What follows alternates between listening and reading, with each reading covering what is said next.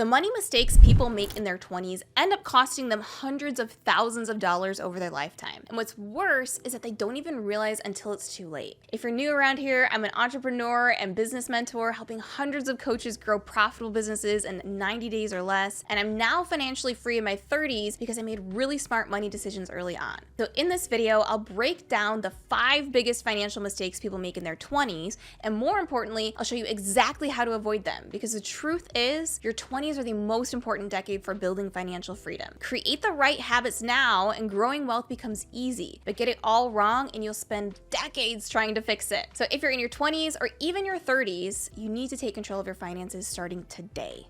Mistake number 1. Let's say 2 people want to start investing in the stock market. Early Eddie starts at age 20 and late Larry waits until he's 30. They both put $500 away each month until they turn 60, and they both get an average return of 8% per year. Now, you might think they'd end up with similar amounts, right? But they're not even close. Eddie ends up with just under 1.7 million, while Larry isn't even close to $1 million. And early Eddie ends up making more than double late Larry just because he started investing 10 years earlier. That's the power of compounding, where your returns grow exponentially over time. And when it comes to building wealth, it's not about how much money you make, it's about how long your money has to grow.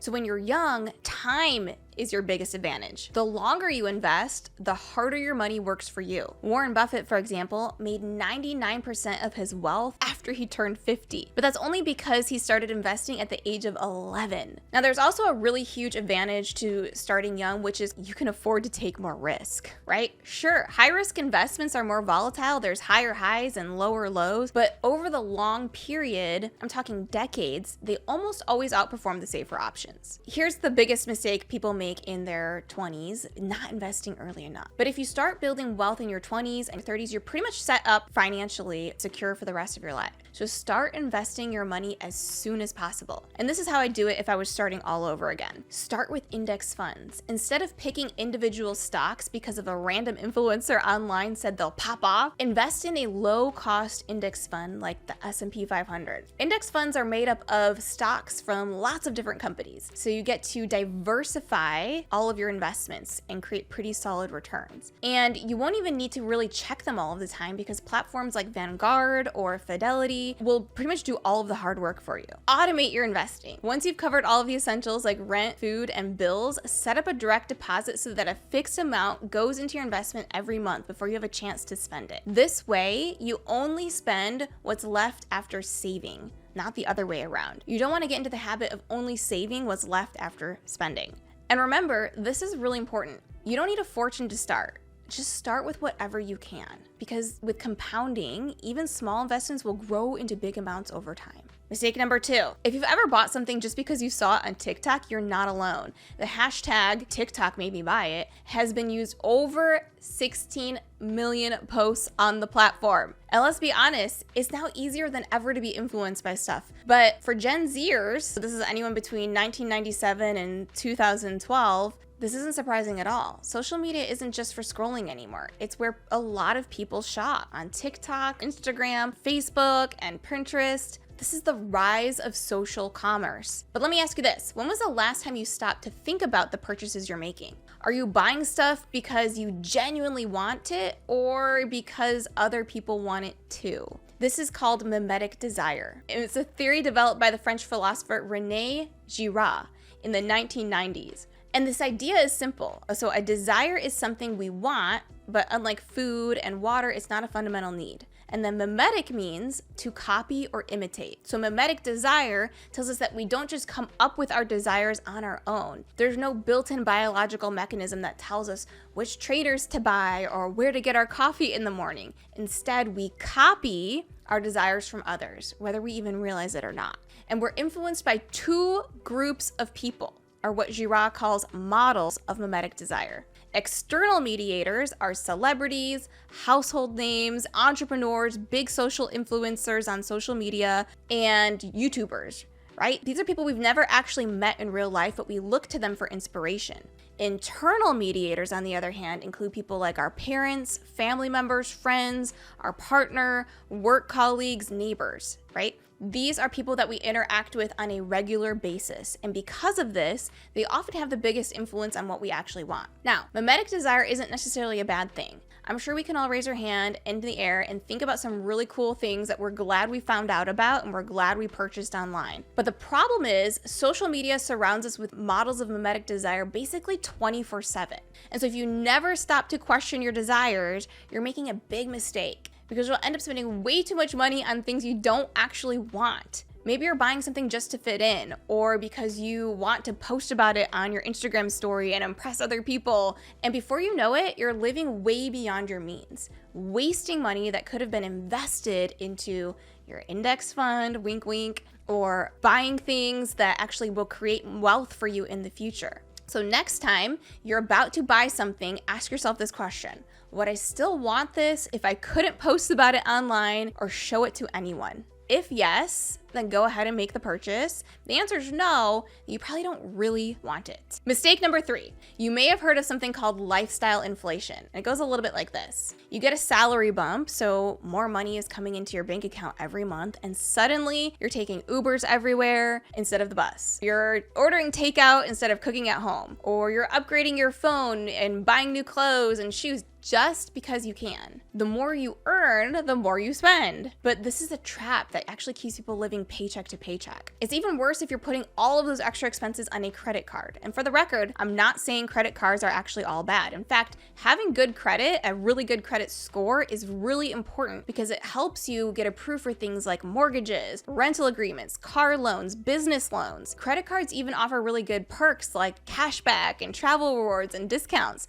But here's where most people go wrong. The average credit card interest rate is around 24% in the United States, making it one of the most expensive types of debt. And credit cards have super strict repayment schedules, which means that if you miss a payment, your debt snowballs really fast. And so the mistake here is relying on your credit card for everything. Instead, you need to follow this simple rule. If you can't buy it with your own money right now, don't put it on a credit card. For example, if you want to buy a new MacBook Air for $1,000, but you've only budgeted $700 for this, don't put it on a credit card. You only want to put on your credit card things that you can actually pay in full before they're due. That way, you'll build good credit without actually falling into major consumer debt. So instead, if you want to buy a new iPad Air for $600, it's okay. You can put this on a credit card because you have enough to pay it all off before the due date. Mistake number 4. Now, this fourth mistake isn't about cars. Sure, a lot of young people make bad financial decisions when it comes to buying cars. That's not the real issue here. So let me explain. In the United States, 56% of young people between the ages of 18 and 29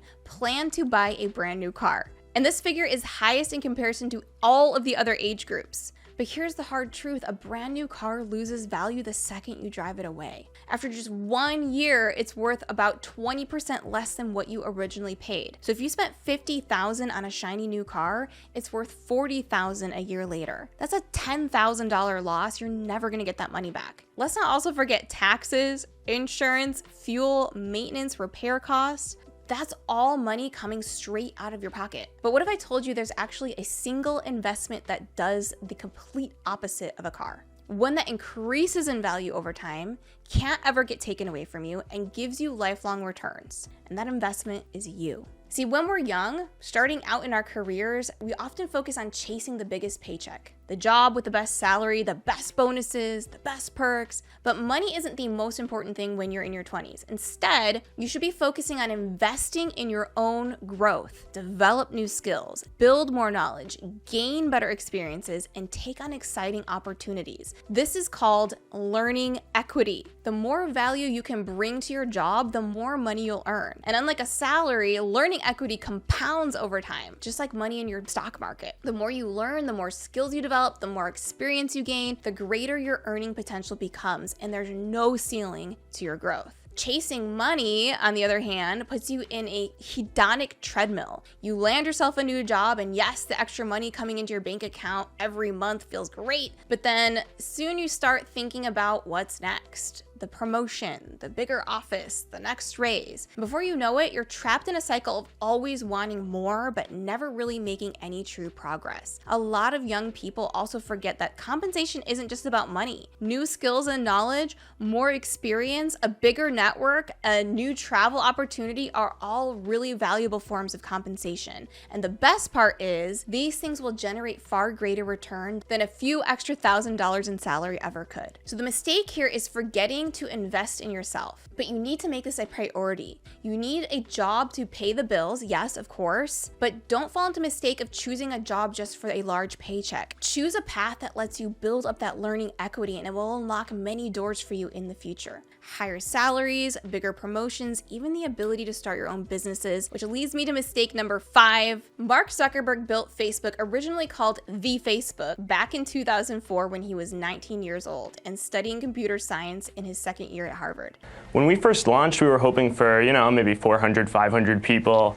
Harvard didn't have a Facebook, so that's the gap that we were trying to fill. And now we're at 100,000 people, so who knows where we're going next. 𝐕Facebook was a website originally designed to help university students connect with each other. But today, Facebook is the biggest social media platform globally with over 3 billion monthly active users. Now, don't get me wrong, I'm not telling you that you need to create Facebook, but my point is, in your 20s, this is the best time to experiment. You have fewer responsibilities, lower risk, less to lose, and more time to learn. In fact, when I was first starting in entrepreneurship, I made so many mistakes early on. I failed at so many things that I tried in the beginning, and I made investments that I didn't see a return on right away. I really truly wonder if I had waited to jump into entrepreneurship, if I would have been as willing to try as many things and to fail as many times. And even though we're taught in school and college not to fail, I'm a huge advocate of failure, because failure is feedback, not a final destination.